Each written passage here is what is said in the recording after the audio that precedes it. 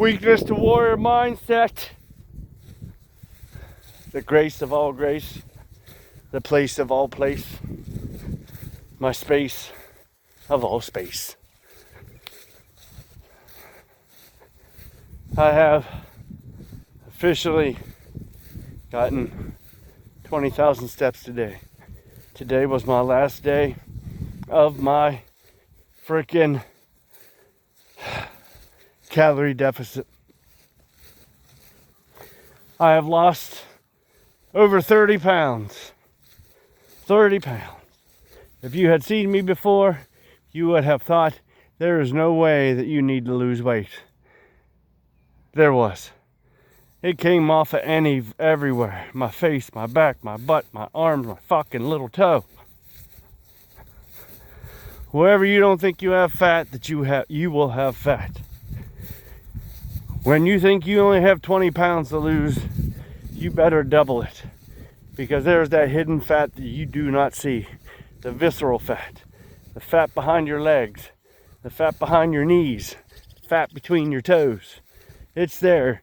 You just don't know it's fat.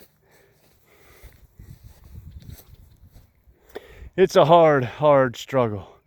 But it's a rewarding and faithful and fucking exciting and exhilarating feeling to go through that pain and that discomfort, only to know that it's not over.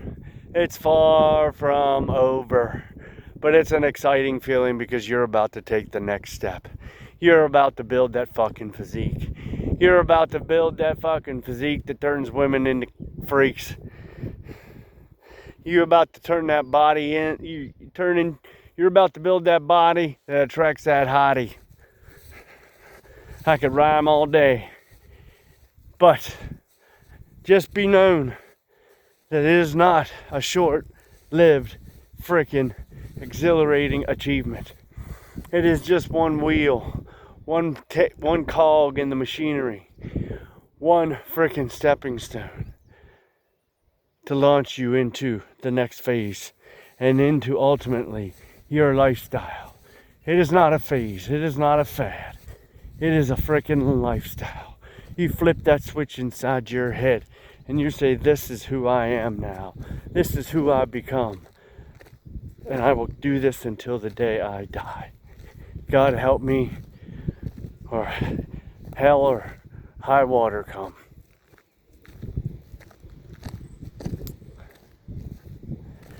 There were days, honestly, days where I wanted to quit. When I didn't want to fucking go on. Because of the other things that were falling down around me in my life. My relationship went to shit. And it wasn't because I was in this caloric deficit. This was happening, in the making, in years. Basically, I look back and it's the best thing that's ever happened to me in my entire life. 2-year hidden freaking secret for me. 2 years of a private fucking relationship with somebody else. Not me. The whole time, my eyes were blinded. Mind you, I didn't know anything. I didn't see any of this shit coming. The fucked up part was, it was a double-edged sword, not only for me, but for the dude that she was freaking seeing, because the whole time that she was quote unquote in this secret relationship for 2 years or whatever, I was still banging her. And that's the sad fucking part. Had I known that, oh hell no, I wouldn't have been double dipping in that piece of shit. Oh fuck no. So I don't feel bad for myself. I feel bad for that dude. Because honestly, you have to look at this from a reasonable logic freaking mindset. But most weak men don't do this. Okay? If she is in a relationship with you, but she is in another relationship and she's cheating on that dude with you, what the fuck do you think she's going to do to you? And if she doesn't do that to you, and she might tell you, oh no, I'm never going to do that, that's always going to be in the fucking back of your mind. That's always going to be in your mind. It's always going to be there. That fucking doubt. That little fucking edge of doubt. And it's so fucking rewarding. Because it was a blessing in disguise. Because had I not found out about that shit, I would not be where I'm at right now. And I would not be on my purpose. And I would not be on my path. Do not look at shit like that. Look at this like a fucking gift horse. Look at it like, okay, now I need to get my fucking priorities straight. I understand you now, bitch. I understand. Now I know what I need to do. Heartbreaks, troubling times is usually what get men freaking fired up. It's usually the catalyst for their change. And everything comes from something bad. Something good can always come out of something bad. You cannot let it defeat you. You cannot let it fucking make you sink even lower. You stand up and you say, not in this motherfucking time. No, I've had enough. I'm done. And I'm fucking doing something about it. You cut your fucking ties. You move the fuck on. You wish them very well. You happy in life. What the fuck ever. Bye, bitch. You don't ever take them back. You don't ever make stupid fucking mistakes for fucking your pride. I did it because I wanted to keep the family together for my son. To live the fucking lie so that he can have a good life. But that's not healthy either. Not healthy for me. Not healthy for him. Because I always have that resentment for her. I'll always have that resentment for her. And it's not fucking fair. And he's coming to an age where he's going to have to learn that the fucking life ain't fair.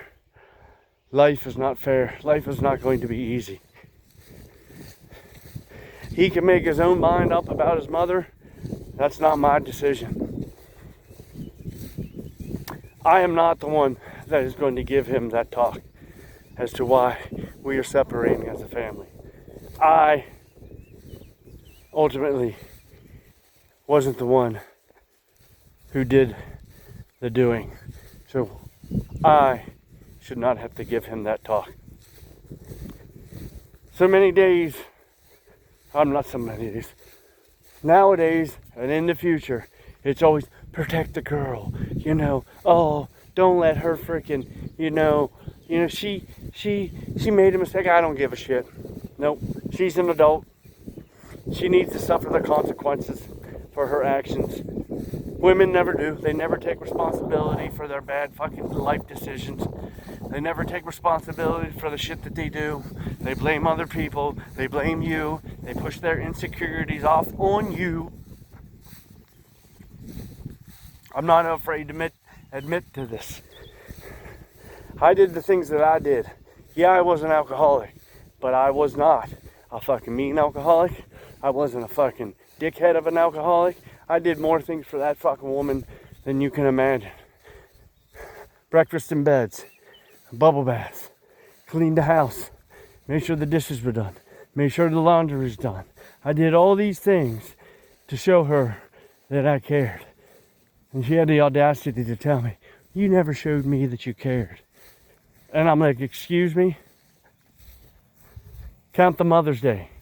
Count the frickin' times that she wanted things. Like, I wish there was a way for me to be able to walk all the time, because I can't walk outside because, early in the mornings and shit.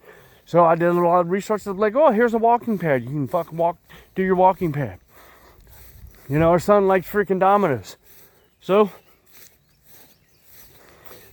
the domino fall where they build those big, nice, freaking tall domino structures and they can tip them over? Who's the one that found it? This guy, right here. It's about to happen in a freaking couple weeks. Who's the one that made sure that the tickets were fucking bought? This guy. Our son likes fucking sirens, tornado sirens. SirenCon, Wisconsin. Who's the one that plans the shit? This guy. Who does most of the driving? This motherfucking guy. Like so many things, you know, that I gave to that woman and I got fucking nothing in return. Except for this. Except for this motivation. And my son. Those two things I will always thank her for. Because those things are so precious to me right now. The path that I'm on and my son. Those things I can never take from her. But all the rest of that shit, no. Not today, not ever, no more. Moral of this story is, do not let hard times turn you into a pussy, a crying, sobbing little victim of a man. Shit happens. Shit happens out of your control. It's pointless to freaking cry over a woman. There are too many of them out there. You can do everything. You can be the fucking perfect man. You can do everything perfectly right. But you cannot control what a woman does or what she thinks. That's a woman, and that's her morals. She don't have high morals. Don't even enter into a relationship. Don't even go anywhere near her. Don't give her any freaking attention. Don't give her any time. If she doesn't have a big set of morals, expect to be fucking let down. Expect to be let down by everybody. That should be your freaking mindset. When you interact with someone, always expect they're going to let me down. They're going to let me down. They're going to let me down. Put all your faith in two things. One, God. He will never let you down. You put all your faith into Him, you will get it back tenfold. You put all your faith into yourself, you will get it back tenfold. That's the only two things that you need to put your faith in. The God Almighty and yourself. Because if you let yourself down, you're the only one to blame. God will never let you down. He will give you the answers on His time and when He thinks you need it. You pray to God, He gives you 3 answers. No, yes, or wait. If He tells you no, there's a reason. If He tells you yes, there's a reason. He tells you to wait, you wait. Not much you can do. I'm not ashamed to put myself out there and say, yes, as a man, yes, I did get cheated on. Did I cheat on her? Absolutely not. I have higher morals. Nope, I don't do the tit for tat. I would not do that. That's not right. There's no reason to, two wrongs don't make a right. Nope. Nope. Nope. Nope. And that's where you have to fucking have conviction in yourself. Don't begat with begat. Take the pain, take the ass whooping, get up off your fucking feet, stand up like a man. Understand what happened, what you did wrong. Move on with your life. It's better out there. It's a hell of a lot better out there. Don't be afraid to get fucking single again. You'll have more time to reflect. You'll have more time to work on yourself. That way, the next woman that comes into your life, you've pretty much fixed everything about you as much as you possibly can. And she will reward you with that. Not that I'm looking. If she comes, she comes. She don't, she don't. I'll keep doing what I'm doing and raising my son. I will be the best fucking role model that boy has ever seen. That is my mission in life. To raise a strong, healthy, admirable and moral son. You gotta have your goals. And that's my goal. And your goal should be get over the heartache, get up off your ass, and get on your path from weakness to warrior mindset.